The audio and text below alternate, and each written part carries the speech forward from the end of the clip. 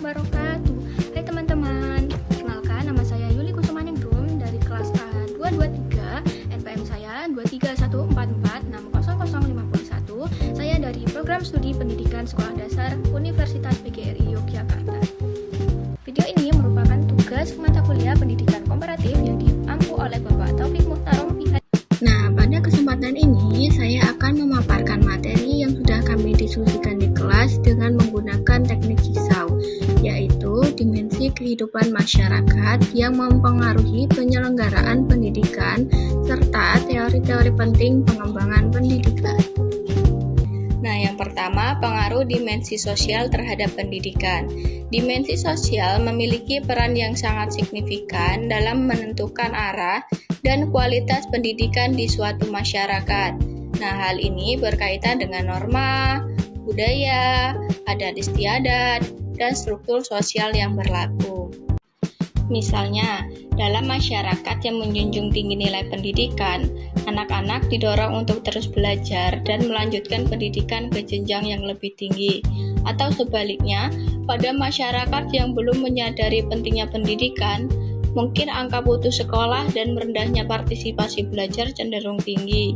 Pendidikan juga menjadi sarana untuk menanamkan nilai-nilai sosial, juga membentuk karakter, dan memperkuat identitas budaya bangsa. Yang kedua, pengaruh dimensi politik terhadap pendidikan.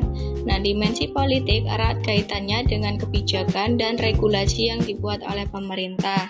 Pemerintah memiliki peran sentral dalam menentukan arah pendidikan melalui undang-undang, kurikulum nasional, pengalokasian anggaran, serta penetapan program-program strategis seperti pendidikan inklusif, merdeka belajar, dan sebagainya.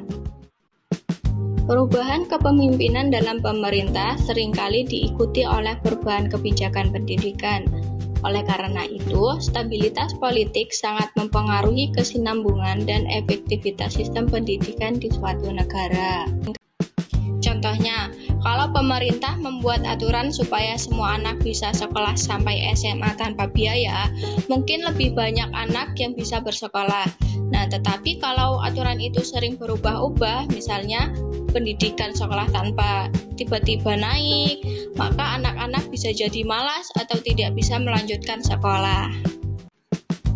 Yang ketiga, pengaruh dimensi ekonomi terhadap pendidikan. Dimensi ekonomi juga merupakan faktor penting dalam pengembangan pendidikan. Kondisi ekonomi suatu negara menentukan seberapa besar alokasi dana yang dapat diberikan untuk sektor pendidikan.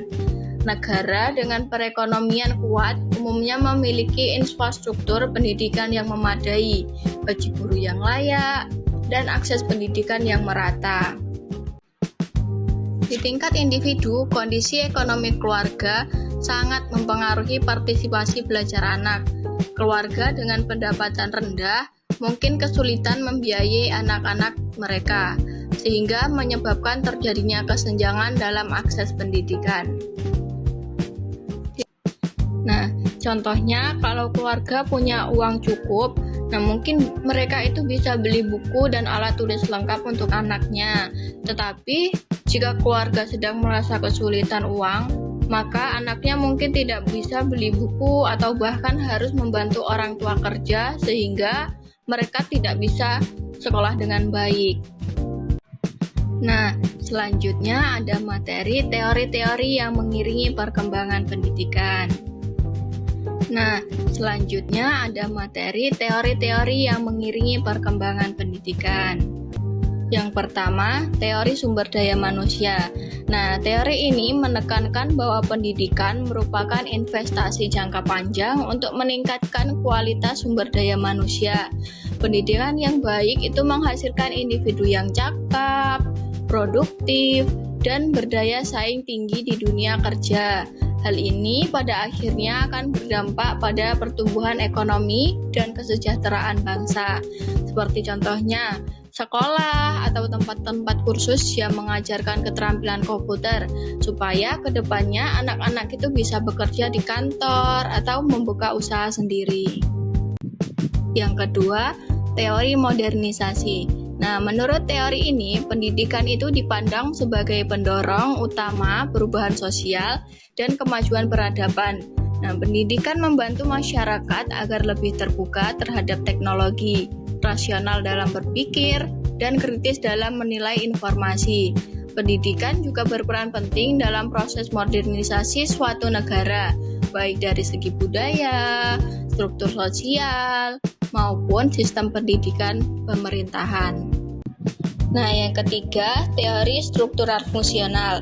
Nah, di teori ini memandang bahwa pendidikan sebagai bagian dari sistem sosial yang memiliki fungsi tertentu, seperti menanamkan nilai, menjaga stabilitas sosial, serta mempersiapkan individu untuk menepati peran-peran tertentu dalam masyarakat. Sekolah dianggap sebagai lembaga formal yang membantu menciptakan karakter, keteraturan, dan kohesi sosial. Seperti contohnya, sekolah yang mengajarkan disiplin dan kerjasama supaya anak-anak itu hidup rukun dan bekerja sama di dalam masyarakat dengan baik.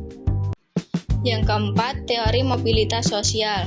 Nah, di teori ini, pendidikan juga dianggap sebagai alat mobilitas sosial vertikal, di mana seseorang dapat meningkatkan status sosial dan ekonominya melalui pencapaian pendidikan. Teori ini juga menunjukkan bahwa pendidikan membuka peluang bagi individu untuk keluar dari kemiskinan dan mencapai kemampuan yang lebih baik. Seperti banyak yang kita lihat, bahwa anak-anak dari keluarga sederhana, mereka itu rajin belajar, sehingga bisa sekolah lanjut menjadi dokter atau guru, sehingga kehidupan kedepannya berubah menjadi lebih baik. Kemudian yang kelima, teori alokasi. Nah, menurut teori ini, pendidikan itu berfungsi sebagai sistem seleksi dan alokasi. Sekolah dan lembaga pendidikan digunakan untuk menyeleksi individu berdasarkan kemampuan, prestasi, dan kompetensi. Nah, kemudian menempatkan mereka dalam posisi yang sesuai di dunia kerja atau struktur sosial. Seperti contohnya, anak yang pintar matematika biasanya dipindahkan ke jurusan IPA. Nah, supaya mereka itu bisa menjadi insinyur atau ilmuwan. Yang keenam, ada teori legitimasi. Nah, teori legitimasi ini mengkritisi peran pendidikan yang secara tidak langsung dapat mempertahankan ketimpangan sosial. Pendidikan ini dianggap memberikan justifikasi terhadap posisi sosial tertentu, seolah-olah perbedaan status sosial adalah hasil alami dari perbedaan prestasi akademik, padahal bisa saja disebabkan oleh ketimpangan akses terhadap pendidikan. Seperti contohnya, kadang orang itu menganggap kalau anak yang pintar memang berhak mendapatkan posisi bagus, padahal sebenarnya mereka juga didukung oleh fasilitas belajar yang lebih baik. Nah, demikian penjelasan yang dapat saya sampaikan mengenai hasil diskusi teknik Jisau tentang pengaruh dimensi sosial, politik, dan ekonomi terhadap kemajuan pendidikan, serta teori-teori yang menjelaskan bagaimana pendidikan berkembang dari waktu ke waktu. Semoga penjelasan ini dapat menambah pemahaman kita semua dalam memandang pendidikan secara lebih luas dan komprehensif. Wassalamualaikum warahmatullahi wabarakatuh.